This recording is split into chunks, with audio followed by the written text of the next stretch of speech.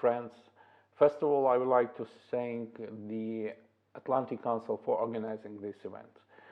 And very important, this event is happening on COP28, and a lot of issue of the energy security and the future of energy systems, not only Ukrainian, but also European and the global issues discussed there. And of course, we understand that at war, we found a lot of things which are quite new for us. I mean, for the energy system, especially when we were living under everyday attacks to our energy infrastructure from the 10th of October till the 9th of March, the previous year. So we are expecting another wave of Russian terrorist attacks to our energy infrastructure this winter. But that is more than the war between Ukraine and Russia, because we allowed Russians to weaponize the energy.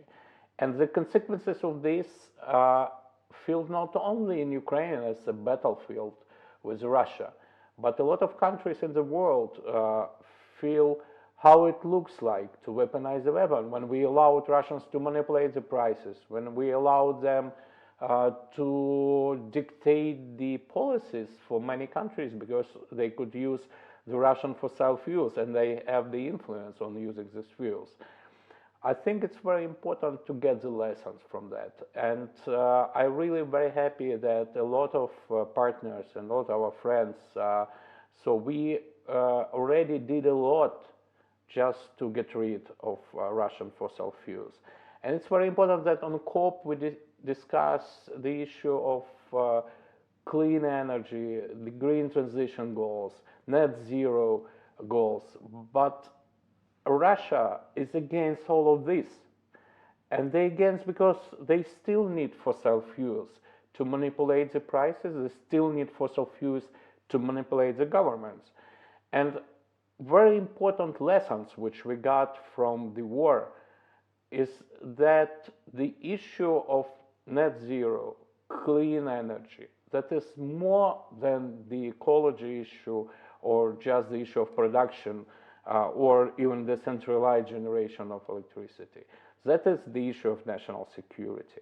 And the issue of national security, it's so important that if you have a chance to diverse supply of the energy, if you have a chance to safely supply energy to your people, to your industry, it means that you are free. You are free, and that's why the Russians would be against this, because they are against the freedom, they are fighting against the human rights, they are fighting against the values, and that's very important to understand.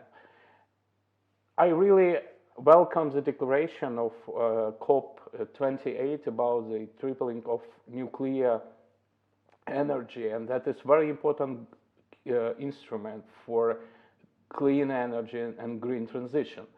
But once again, when we are talking about the development, renaissance of nuclear energy, and we, of course, Ukraine support it fully, because more than 55% of all electricity produced in Ukraine produced by nuclear fleet. But from the other side, we still have the Zaporizhzhia NPP, which is occupied by Russia. And the consequences of any even small accident on Zaporizhzhia NPP could be horrible for the development of nuclear energy. It could stop the nuclear renaissance.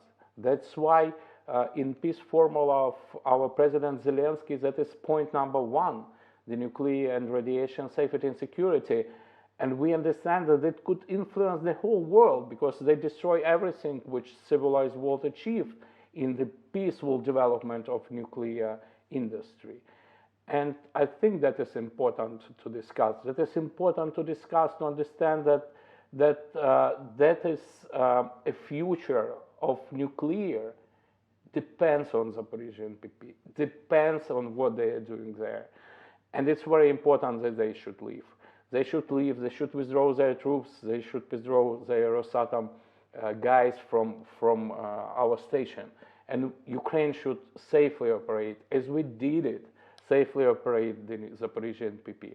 I think it's a very important point to be discussed in the goals of clean energy, in the goals of green transition. And of course, I am very grateful to many of you for everyday support to us. It's not only the supply of equipment in kind or donation of money to the Ukraine Energy Support Fund, but that is a personal support. And I always feel this support. We feel it in the energy sector. We in constant contact with many of you, and you always stand with us. And this solidarity will allow us to win this war. And this solidarity will allow us to get rid of Russian altogether, to get rid of from Russian fossil fuels. And that would be the end of this terrorist empire. Thank you very much.